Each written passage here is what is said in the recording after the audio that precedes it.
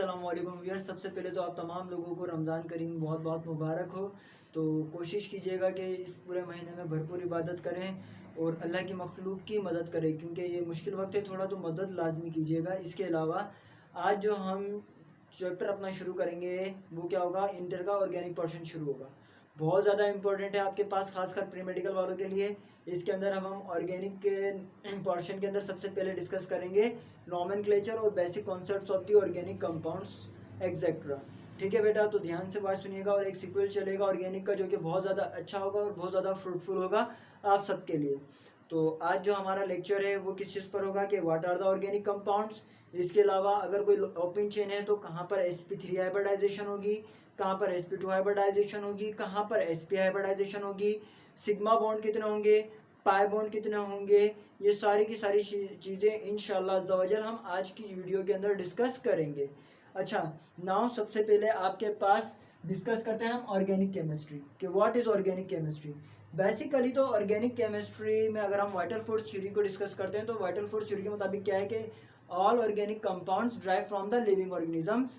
लेकिन बाद में वॉलर ने इसको जो है वो रद्द कर दिया था। इसने मैन्यू अपना लेबोरेटरी में आर्टिफिशियल तौर पर अमोनिया साइनाइड को जब वाटर के साथ बॉयल करा था तो आपके पास यह रिएक्ट कराया था, तो आपके पास क्या बन गया था, यूरिया बन गया था, जिससे ये थ्योरी ड्रॉबैक हो गई थी। वाइटल फोर्स थ्योरी आपके पास रद्द हो गई थी। खैर बहरहाल अभी हमारा मेन कॉन्सेप्ट क्या है कि नॉमेनक्लेचर के मुताबिक पढ़ें और रिएक्शन मैकेनिज्म्स के मुताबिक पढ़ें, ताकि आपका की पॉइंट क्लियर हो जाए। Organic chemistry study of hydrocarbons and their derivatives, यानी आपके पास कंपाउंड्स कंटेनिंग कार्बन और हाइड्रोजन और their derivatives are called the organic chemistry.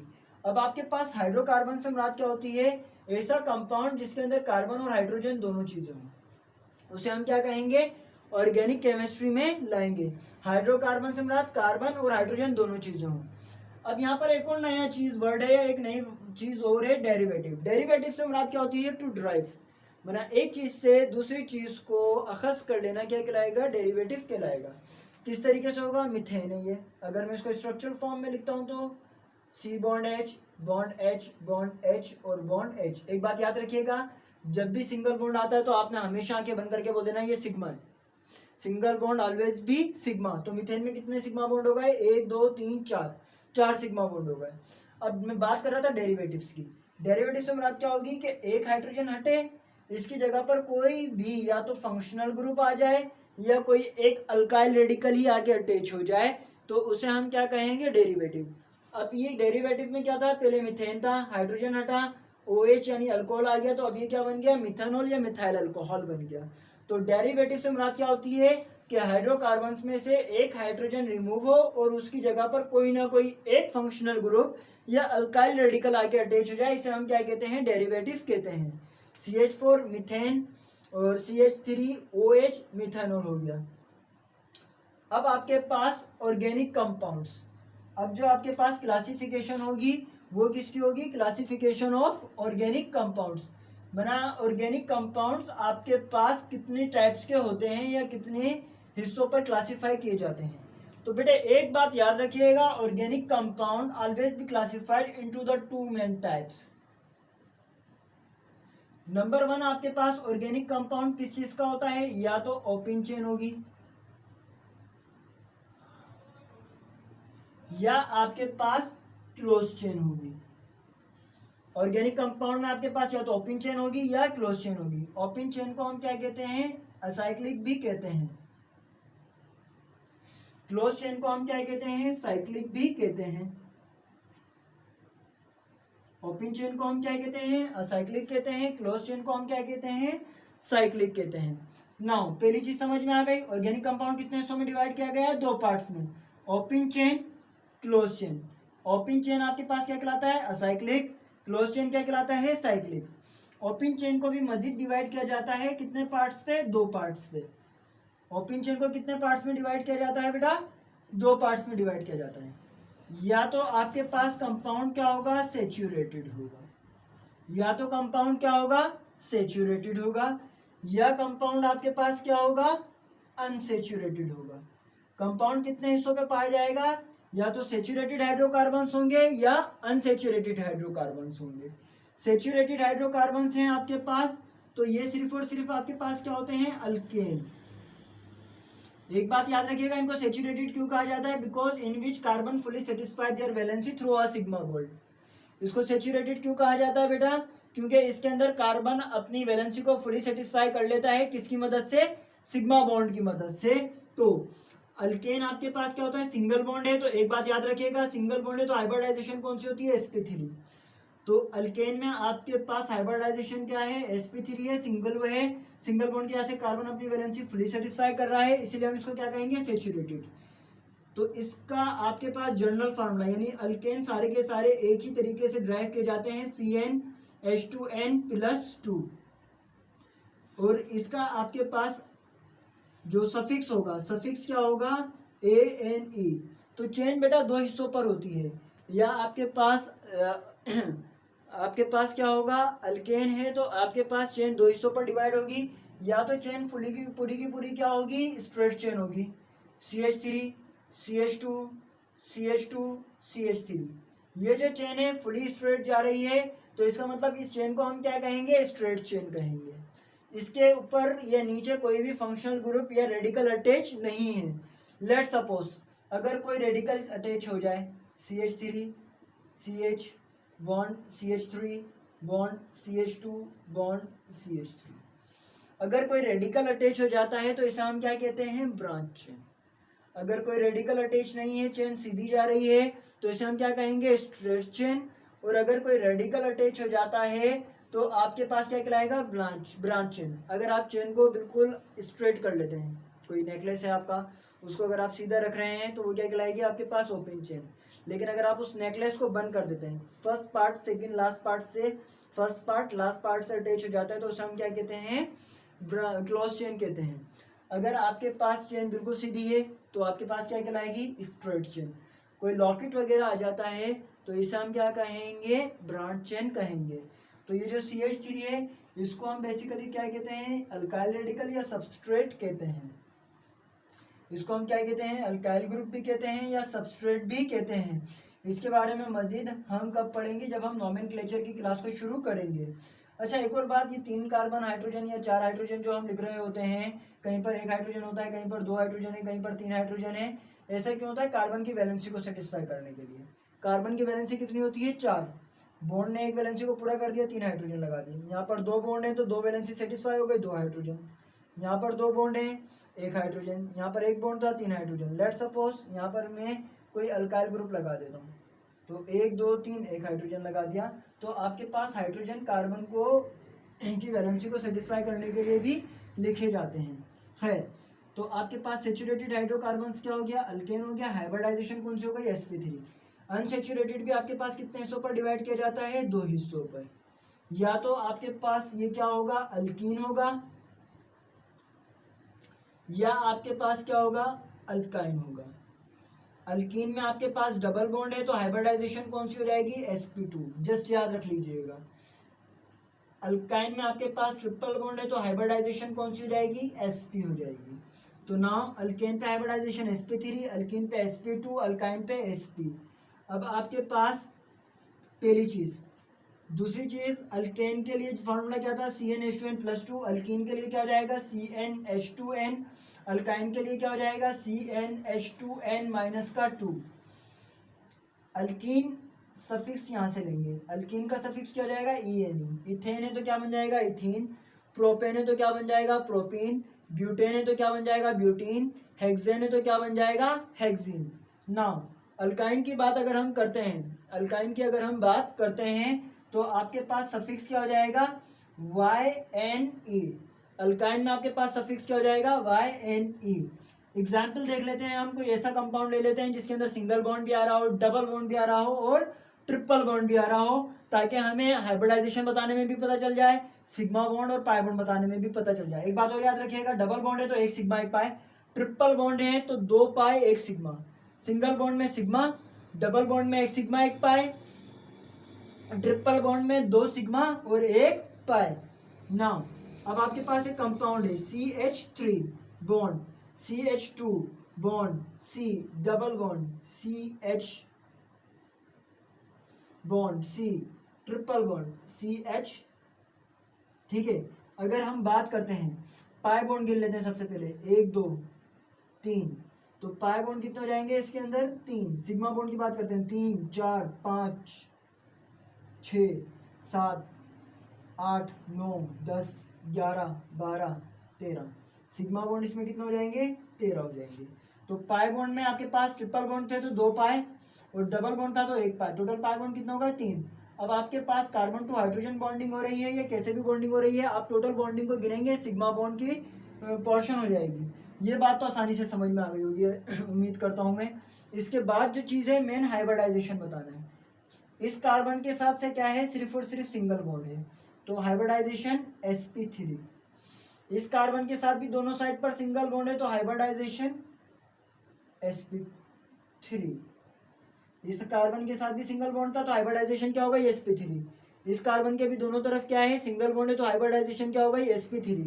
अब इस कार्बन को देखें, एक साइड पर तो इसके सिंगल बॉन्ड है लेकिन दूसरी साइड पर क्या है? डबल बॉन्ड है। तो इस वजह से, इस डबल बॉन्ड की वजह से हाइब्रिडाइजेशन कौन सी हो जाएगी? इस पे sp2। इस कार्बन पे भी डबल बॉन्ड आ गया, चाहे वो आगे आए डबल बॉन्ड या पीछे आए, आपके पास हाइब्रिडाइजेशन क्या हो जाएगी? sp2। इस कार्बन के साथ कौन सा बॉन्ड है? ट्रिपल बॉन्ड, तो क्या हो जाएगी हाइब्रिडाइजेशन? sp। इसके साथ भी हाइब्रिडाइजेशन क्या हो जाएगी? sp। तो आपके पास अगर आप देखते हैं तो हर कार्बन इंडिविजुअली वेरी कर रहा है अपनी हाइब्रिडाइजेशन को। सिंगल बॉन्ड पे sp3 हाइब्रिडाइजेशन, डबल बॉन्ड पर sp2 हाइब्रिडाइजेशन, आपके पास ट्रिपल बॉन्ड पर sp हाइब्रिडाइजेशन। तो इसका पेयर ऑफ हाइब्रिडाइजेशन का ऑर्डर क्या बनेगा? sp3 sp3 sp2 sp2 sp और sp। नाउ अब आपके पास क्या है? Close chain. क्लोज चेन आपके पास अगेन डिवाइड की जाती है 2 पार्ट्स पर। क्लोज चेन भी आपके पास कितने हिस्सों पर आती है? 2 हिस्सों पर आती है।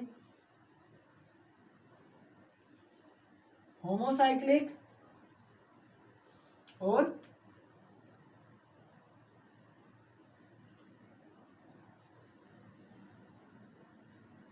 हेट्रोसाइक्लिक। होमोसाइक्लिक एक जैसे हों, मिसाल के तौर पर पेयरिंग ऑफ कार्बन आ रही है, वैलेंसी को सेटिस्फाई कर लेते हैं 1 2 2, यहाँ पर हम वैलेंसी को सेटिस्फाई कर लेते हैं 1 2 2, यहाँ पर वैलेंसी को सेटिस्फाई कर लेते हैं 1 2, कितना आ जाएंगे? 2 कार्बन हाइड्रोजन आ गए। अब आप देख रहे हैं इस कार्बन को फर्स्ट लेते हैं तो इसको थर्ड लेना पड़ेगा, फर्स्ट थर्ड से या फर्स्ट लास्ट से अगेन अटैच है। होमोसाइक्लिक से मुराद क्या होता है? अगर आपके पास कोई भी चेन सिंपल कार्बन पर ही मुश्तमिल हो, एक जैसे एलिमेंट्स पर मुश्तमिल हो, एक जैसे एटम पर मुश्तमिल हो, उसे हम क्या कहेंगे? होमोसाइक्लिक। ठीक है। होमोसाइक्लिक में क्या होता है? या तो आपके पास कंपाउंड क्या होगा? एरोमेटिक होगा, या कंपाउंड क्या होगा? नॉन एरोमेटिक होगा। अच्छा, यहाँ पर सिर्फ समझाने के लिए बता रहा हूँ, लेकिन एरोमेटिक बेंजीन तक मुश्तमिल नहीं है क्योंकि अभी हमारा बेसिक इंट्रोडक्शन चल रही है। तो इसमें ये बात याद रखिएगा कि आपके पास सिर्फ और सिर्फ एरोमेटिक बेंजीन पर कैद नहीं है, लेकिन हम क्या करते हैं? बेसिक वालों को एरोमेटिक तक या बेंजीन तक रखिए, एरोमेटिक बता देते हैं। ठीक है। नाउ एरोमेटिक क्या होते हैं? जो बेंजीन को कंटेन रखते हैं। बेंजीन की क्या शर्त होती है? आपके पास ऑल्टरनेट आपके पास डबल बॉन्ड और सिंगल बॉन्ड चल रहे हों, सब जगह पर sp2 हाइब्रिडाइजेशन हो। जैसे यहाँ पर भी आपके पास क्या है? sp2, यहाँ पर भी क्या है? sp2, डबल बॉन्ड है तो sp2 sp2 sp2, और यहाँ पर भी क्या हो जाएगी? sp2। सब जगह हाइब्रिडाइजेशन क्या होगी? sp2 होगी। खैर बहरहाल बहुत ज़्यादा डिटेल में चले आएंगे। तो एरोमेटिक क्या होते हैं बेटे? जो बेंजीन कंटेनिंग होते हैं। एरोमेटिक क्या होते हैं? जो बेंजीन कंटेनिंग होते हैं, उसे हम क्या कहते हैं? एरोमेटिक। नॉन एरोमेटिक जो बेंजीन को कंटेन ना करते हो, जस्ट लाइक दिस, ये भी एक नॉन एरोमेटिक होगा। अगर आपके पास ऑल्टरनेट डबल और ट्रिपल बॉन्ड नहीं है तो ये भी क्या होगा? नॉन एरोमेटिक होगा। एरोमेटिक के अंदर आपके पास बेंजीन का होना लाजमी है। मेरी वो अपना इसका स्ट्रक्चर भी बना के दिखा देता हूँ ताकि आपको मज़ीद आसानी हो जाए। Double bond single bond, double bond single bond, और यहाँ पर भी double bond. 1 hydrogen, 2 hydrogen, 3 hydrogen, 4 hydrogen, 5 hydrogen, और ये 6 हाइड्रोजन। होमोसाइक्लिक क्या होते हैं बेटा? आपके पास जिसमें एक जैसे एटम से चेन बन रही हो। कार्बन है तो सिर्फ कार्बन रहेगा। ठीक है। आपके पास होमोसाइक्लिक में आपके पास कितने हैं? नॉन एरोमेटिक और एरोमेटिक। नाउ हेट्रोसाइक्लिक, जिसके अंदर आपके पास क्या हो? Different element attach. हेट्रोसाइक्लिक में क्या होता है, कोई ना कोई एक दूसरा एलिमेंट लाके अटैच हो जाता है।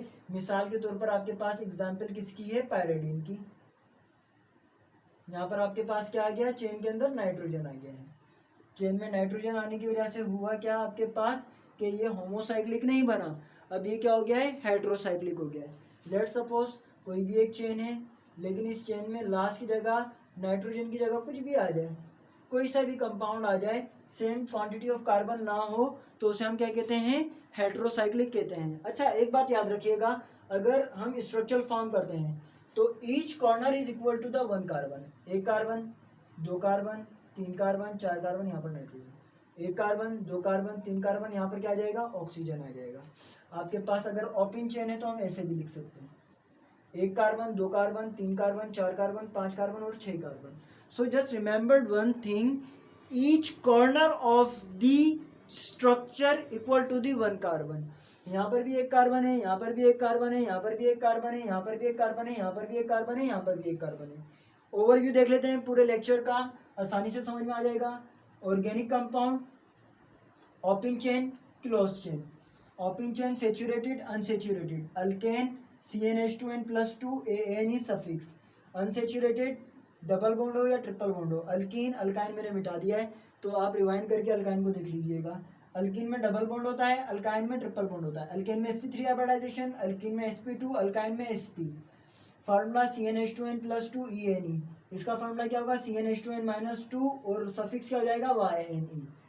बहरहाल खैर, हाइब्रिडाइजेशन का तरीकेकार देख लीजिए, single bond sp3, single bond sp3, double bond sp2, double bond इस कार्बन पर भी है sp2, single bond sp।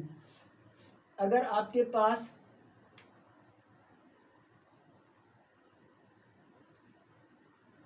Single bond है तो सिग्मा बॉन्ड, डबल बॉन्ड है तो एक सिग्मा एक पाई, ट्रिपल बॉन्ड है तो दो पाई और एक सिग्मा। इस तरीके से आप क्वांटिटी ऑफ सिग्मा बॉन्ड और पाई बॉन्ड भी कर सकते हैं। एक हाइड्रोजन एक सिग्मा बॉन्ड रखता है, ये बात याद रखिएगा। नाउ क्लोज चेन को अगर हम करते हैं तो होमोसाइक्लिक, यानी एक जैसे एटम से मिलकर कोई भी क्लोज चेन बन जाए। अच्छा इस पे भी sp3, इस पे भी sp3, सॉरी डबल बॉन्ड है sp2, sp2, sp2, sp2, nitrogen sp3 कर लेगा। Single bond, single bond, single bond, single bond, sp3 hybridisation, sp3 hybridisation, sp2। यहाँ पर भी अगर हम बात करते हैं sp2, sp2, sp2, sp2, sp2 और sp2, सब जगह सिंगल बॉन्ड है तो sp3। ठीक है बेटा। नाउ अब इसके बाद होमोसाइक्लिक एक जैसे एटम से मिलकर बनते हैं, हेट्रोसाइक्लिक डिफरेंट एलिमेंट्स या डिफरेंट एटम आके अटैच हो जाते हैं। तो बेटा उम्मीद करता हूँ कि आज की वीडियो आपको बहुत ज़्यादा पसंद आई होगी। पसंद आई है तो चैनल को लाइक कीजिएगा, सब्सक्राइब कीजिएगा और शेयर लाजमी कीजिएगा। और एक और चीज़ जो बड़ी अहम है, क्योंकि ये लॉकडाउन है तो इससे बहुत सारी गरीब फैमिली जो हैं वो मुतासिर हुई हैं। और इसके अलावा जो आपकी मसाजिद हैं इसके अंदर भी नमाज वगैरह नहीं हो रही है, तो मसाजिद के भी अपने बहुत ज़्यादा एक्सपेंसेस होते हैं। तो अपने इलाके की मसाजिद और गरीब लोगों की लाजमन मदद कीजिएगा। तो ये मुश्किल वक्त है आप सबके लिए, तो इसमें एक तो पढ़ना बहुत ज़्यादा है, इबादत बहुत ज़्यादा करनी है, और तीसरी चीज़ हर वो शख्स जो आपकी मदद का मुंतज़िर है उसकी मदद लाजमी करनी है। मदद आप फाइनेंशियली भी कर सकते हैं, मदद आप फिज़िकली भी कर सकते हैं। फिज़िकली कैसे, अगर किसी का कुछ भी काम बनता है तो आप लाजमी कीजिए। ठीक है बेटा। तो एक बार और अपने इस टाइम को अच्छे तरीके से गुजारिएगा, रमज़ान को अच्छे तरीके से गुजारिएगा। और अगर कोई नॉन मुस्लिम इस वीडियो को देख रहे हैं तो उनके लिए भी यही है कि इस पूरी दुनिया पे बड़ा मुश्किल वक्त आया हुआ है, तो आप हर एक अपनी इबादत गाहों की, अपने हम मज़हब की या मुख्तलिफ मज़ाहिब के लोगों की मदद कीजिएगा इंसान समझ के।